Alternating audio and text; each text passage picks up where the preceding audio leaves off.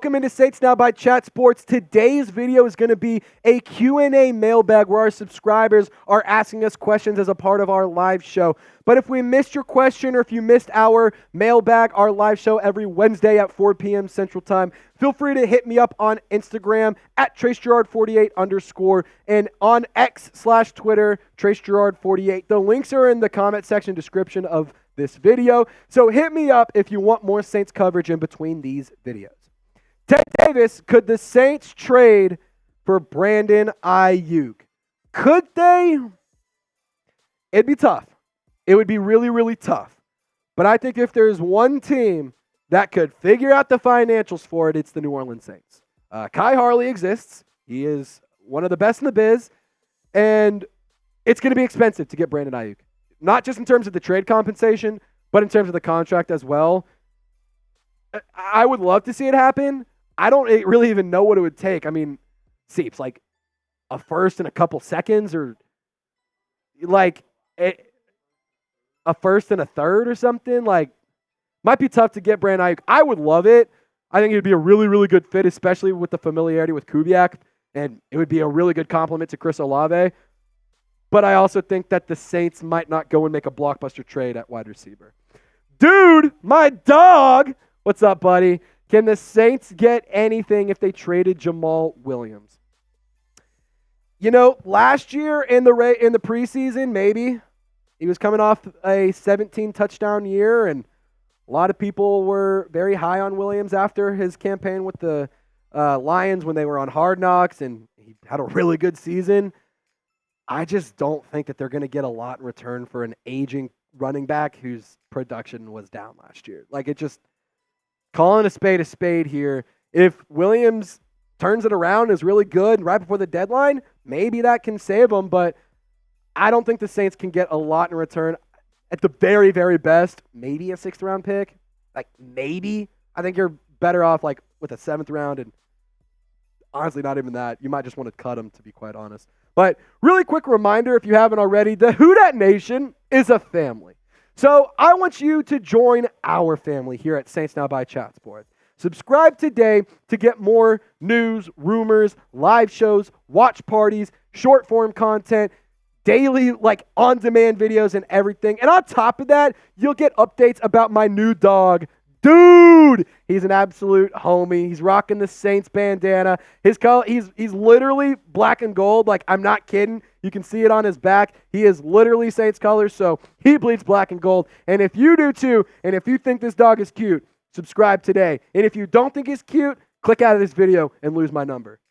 Tom Brady style. Break it and throw the phone. Just kidding. Shane, he's a big fan of special teams. I've seen people being a fan of Charlie Smyth more than Blake Grupe. What's your thoughts on the kicker and position battle, in the punter position battles? So I think for the kickers and punters, starting with the kickers, it's Blake Grupe's job to lose.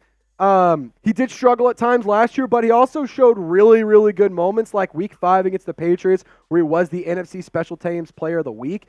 It's kind of like a tough read because like the very simple kicks that Grupe should have made, he missed. But then some of those tougher ones, he was nailing. So it was kind of weird. And Charlie Smyth has a hell of a boot. He has really nice control over the ball. So we'll see how things pan out. We haven't really seen much of Charlie Smyth or Matt Hayball at OTAs yet, but that could come, and hopefully we'll see more of that here in the near future. I think Blake Grupe will win. I think, actually, I don't know if Blake Grupe will win.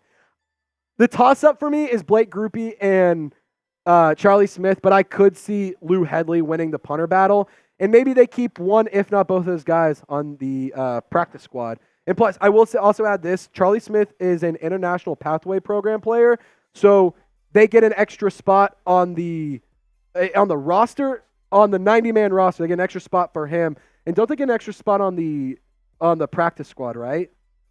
I'm not 100% sure on that, but I think that he could still be around on the practice squad if Charlie Smyth doesn't win the battle. So, Jerry G, will the Saints win the division this year? It's a toss-up. As confidently and as much as I would love to say yes, it's a toss-up. Like, a lot of things have to go right for New Orleans. Kirk Cousins has to be bad. The Falcons have to continue to exist and be the Atlanta Falcons, which I don't put that past them. They're a garbage team and a garbage franchise. But I also do think that the Bucs are going to be there. Like, I think that they can win it. I think that they will. But to be honest, it is a toss-up still. Like, we don't know a ton about these teams, especially right now. Everyone's getting overhyped. Everyone's running around in their pajamas and a helmet making passes and catches that are getting way overhyped. So will they? I'm going to say yes just because I want to speak it into existence. But I do think that it's going to be a tough path and a tough road ahead for New Orleans. Shane, rumors are that MT13 could come back. What are your thoughts? So I did put out a video about this earlier in the week. It's on the channel. The thumbnail has Michael Thomas, really big picture, and then Marshawn Lattimore as well. So if you haven't watched that one, I'll link it in the comments and description. But that's kind of like, I have a long, full explained answer in that. My short answer is maybe he comes back at the end of his career for a last dance type of run, but I don't think that he's coming back anytime soon. I think the bridges have been burned, nuked, destroyed, thrown into the trash compactor, thrown through a wood chipper, and then scattered across a forest to act as fertilizer, if you will. I just don't think that the Saints in this current regime want anything to do with Michael Thomas. Now, there's a different coaching staff the next couple of years. Maybe that changes, but right now in the short term, I don't think Michael Thomas is coming back. I think that era is over.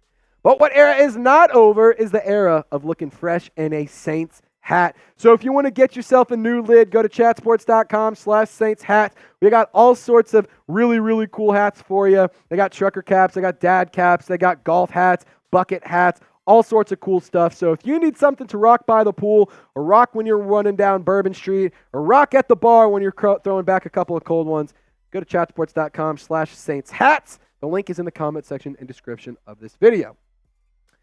Jackson, that's hilarious. Good picture, by the way. Ricky Jackson, awesome. Would you bring back MT? I mean, it's a little bit different. Would I bring him back? I'm really trying my hardest to not, like, indulge in the past and in the 2019, 2018 seasons. Like, I'm really trying hard here to say no. Would I? In a couple years, yeah, I would. If the coaching staff is different, if he wants to do one more run, we can pay him vet minimum. Why the hell not? He's just never going to be the player he was when he had 149 receptions. It's just not going to happen. It just won't. I would do it. The fan in me says I would do it, but like, think with your head, be smart, be an analyst, be unbiased, and me says I'm good. I'll pass. So I'm going to go with my heart on this one. I'm okay. I'm going to pass on an MT reunion. Again, maybe in the future, if there's a different coaching staff, a different regime, maybe that's something that we could revisit, but not anytime soon. Mikey Taylor, a legend here on the channel. If Derek Carr gets hurt this season, who starts? Taysom Hill, Jake Haener, or Spencer Rattler? First things first, the Saints do not view Taysom Hill as a quarterback. I know you might view him as a quarterback. I don't. The Saints don't. You shouldn't. That's just what he's not a quarterback, guys. He's a football player. He's one of the best football players in the league. One of the best. Like, when I say one of the best football players, there are not very many people in the league who can play the game of football at any position at as high as a level as Taysom Hill. There's really not that many. I think that Jake Haener is going to be your QB2. Spencer Rattler, let him be your QB3. Let him sit. Let him develop. Let him have no pressure, and let him turn into something great in the future. Taysom Hill is not a quarterback, though. He's a flex player. There was multiple times last year where they could have thrown in Taysom Hill to be the quarterback, and they didn't. I just think that he is a weapon. That doesn't mean he's not going to be lined up as a quarterback. Doesn't mean he's not going to throw the ball. That doesn't mean he's not going to run, do a little QB run action. But he's not the starting quarterback. Like, Taysom Hill is not a starting quarterback. He's not one of the 32 best quarterbacks in the NFL. Not even close. He is not a quarterback. He is a football player. He is a flex football player, and that is okay. But to answer your question, I'm going Jake Haener. Ted Davis, will the Saints sign Hunter Renfrow, and if so, for how much? I think the Saints could sign Hunter Renfrow. Will they? I'm going to lean no. It feels like they would have already done it by now if they were planning on it. But maybe this is one of those things we get through a couple sessions of OTAs, we get through mandatory minicamp, and kind of approach training camp and you're like, we're missing something. Let's give Renfrow a call. He's got some chemistry and familiarity with our quarterback, so makes some sense. I will also say, for how much, I wouldn't pay him more than like $2 or $3 million, to be honest. Like, sorry, Jake Chipper. I know he's a Clemson legend, but to be quite honest, I think that he's just, his best days are behind him, but that doesn't mean he still can't be impactful. But if you made it to the end of today's video, you are a real one. So I want to know that you made it to the end of today's video by typing "Stay Golden" down in the comment section. Thank you so much for tuning into our video today. Again, if you missed our coverage on our live show, subscribe, turn on your notifications. We're live every Wednesday at 4 p.m. Central Time. Y'all stay golden. See you next time.